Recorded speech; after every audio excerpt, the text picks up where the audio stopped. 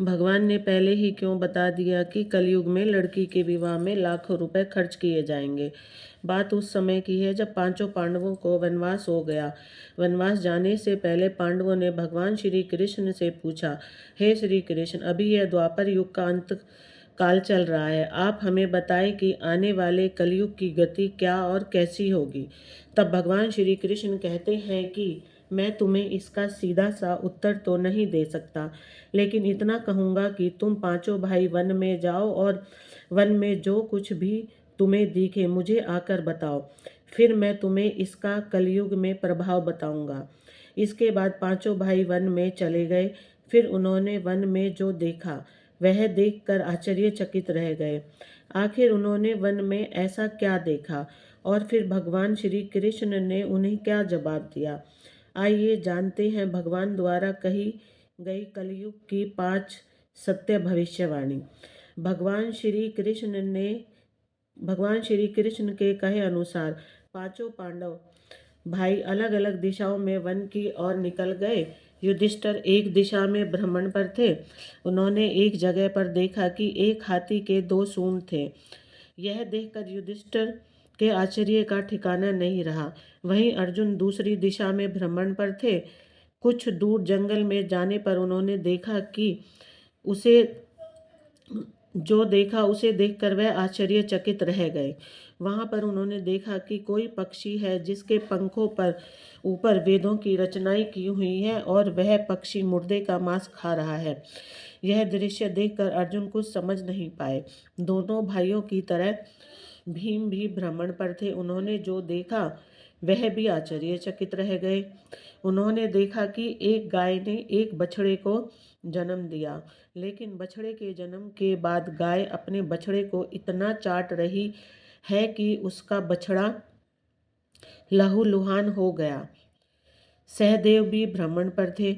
उन्होंने देखा कि एक जगह पर 6-7 कुएं हैं जिसमें पानी है और बीच में एक कुआं खाली है। बीच का कुआं काफी गहरा होते हुए भी उसमें पानी नहीं है। सहदेव को घोर आश्चर्य हुआ और वह सोच में पड़ गए कि ऐसा कैसे हो सकता है। नकुल भी भ्रमण पर थे और उन्होंने भी एक आश्चर्यजनक घटना देखी कि एक पहाड़ के ऊपर से एक बड़ी सी चट्टान लुढ़कते हुए नीचे आ रही है। वह चट्टान कितने ही वृक्षों से टकराकर उन वृक्षों को नीचे गिराते हुए आगे बढ़ रही है, लेकिन विशालकाय वृक्ष उस चट्टान को रोक ना सके। इसके अलावा वह चट्टान और न जाने कितनी ही अन्य चट्टानों के साथ भी टकराती है, फिर भी दूसरी चट्टानें भी उस चट्टान को रोक न पाए। अंत में वह चट्टान एक अत्यंत छोटे से पौधे से टकराकर अर्थात उस छोटे से पौधे का स्पर्श पाते ही ठहर जाती है। इसके बाद पांचों भाई एक जगह एकत्रित हुए और शाम को भगवान श्री कृष्ण के पास जाकर उन्होंने अपने अनुभव श्री कृष्ण जी को सुनाए। सबसे पहले युधिष्ठिर ने कहा, मैंने तो पहली बार 2 सूंड वाला हाथी देखा। यह मेरे लिए तो बहुत ही आश्चर्यजनक था। तब भगवान श्री कृष्ण कहते हैं कि हे प्रिय पांडवों, अब तुम कल की काल जिस युग में भगवान श्री कृष्ण कल की अवतार लेंगे उस युग की यानी कलयुग की बातें सुनो। तब भगवान श्री कृष्ण ने कहा कि कलयुग में ऐसे लोगों का राज्य होगा जो दोनों ओर से शोषण करेंगे, बोलेंगे कुछ और करेंगे कुछ, और मन में कुछ और होगा और कर्म कुछ और होंगे। ऐसे ही लोगों का कलयुग में राज होगा। पांडवों, तुम कलयुग आने से पहले तक राज्य कर लो। युधिष्ठिर के बाद अर्जुन ने कहा, मैंने जो देखा वह तो कहीं ज़्यादा आश्चर्यजनक था। मैंने देखा कि एक पक्षी के पंखों पर वेदों की रचनाएं लिखी हुई हैं, पर वह पक्षी मुर्दे का मांस खा रहा है। तब भगवान श्री कृष्ण कहते हैं कि कलयुग में ऐसे लोग रहेंगे जो बड़े ज्ञानी कहलाएंगे, विज्ञान की चर्चा करेंगे, लेकिन उनके आचरण राक्षसी होंगे। वह बड़े पंडित और विद्वान कहलाएंगे, किंतु यह देखते रहेंगे कि कौन सा मनुष्य कब मरे, कब हमारे सभी रिश्ते नाते मारे और हमारे नाम से संपत्ति हो जाए। भगवान श्री कृष्ण अर्जुन से कहते हैं कि हे अर्जुन, राजनीति के व्यक्ति विचार करेंगे कौन से मनुष्य को मारा जाए और राजनैतिक गद्दी हमारे नाम पर हो जाए। कलयुग के लोग और जाति धर्म पर प्रमुख पदों पर बैठकर विचार करेंगे कि कब किसका श्राद्ध हो और कौन कब किस पद से हटे और हम उस पद पर चढ़कर बैठ जाएं।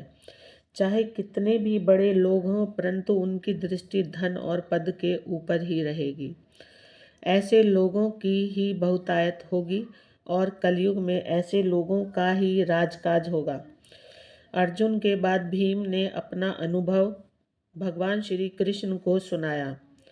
भीम ने कहा कि मैंने तो यह देखा कि एक गाय अपने बछड़े को जन्म देने के बाद इतना चाटती है कि बछड़ा लहूलुहान हो जाता है।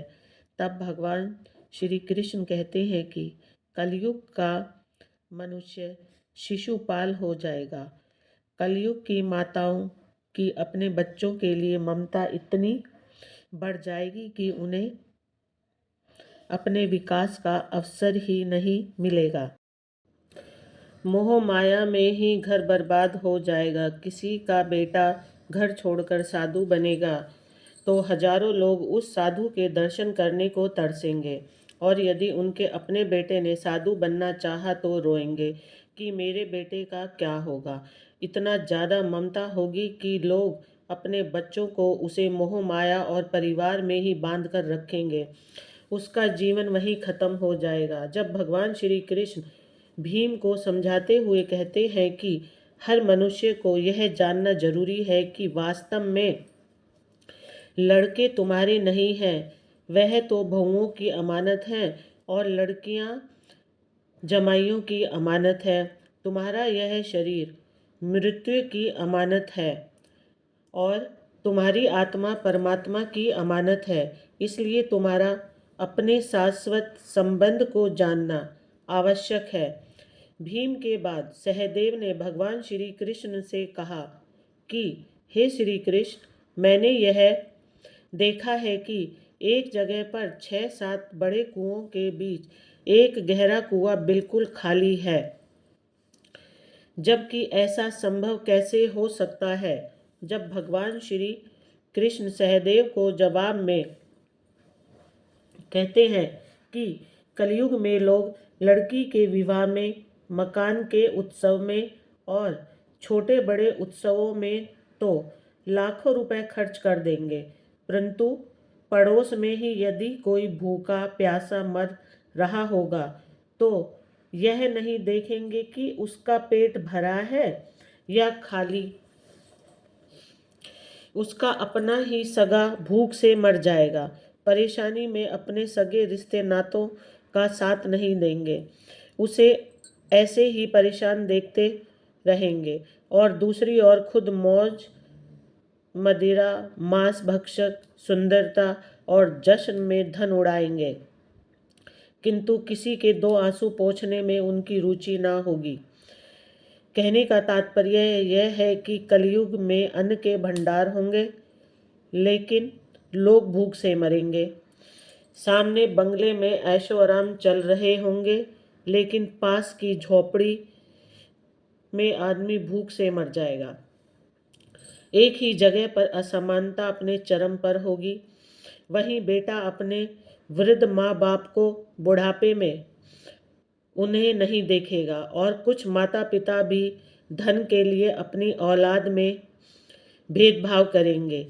सहदेव के बाद नकुल ने भगवान श्री कृष्ण को बताया कि मैंने भी एक आश्चर्य देखा है कि एक बड़ी सी चट्टान पहाड़ पर से लुढ़की, लेकिन वृक्षों के तने और दूसरी चट्टानें भी उस बड़ी चट्टान को न रोक पाए, किंतु एक छोटे से पौधे के स्पर्श में आते ही वह बड़ी चट्टान रुक गई।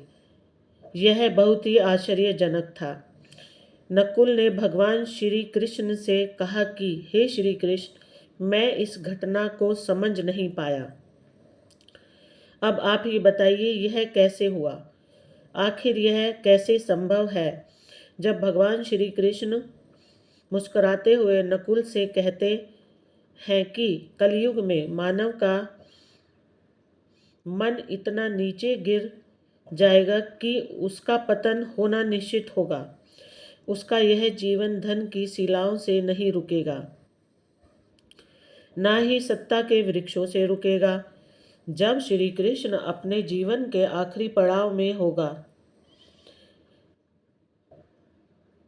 जब मनुष्य अपने जीवन के आखिरी पड़ाव में होगा, तब उसे परमात्मा रूपी अंतर ध्यान होगा कि उसका पूरा जीवन तो व्यर्थ की चीजों की चिंता में ही निकला।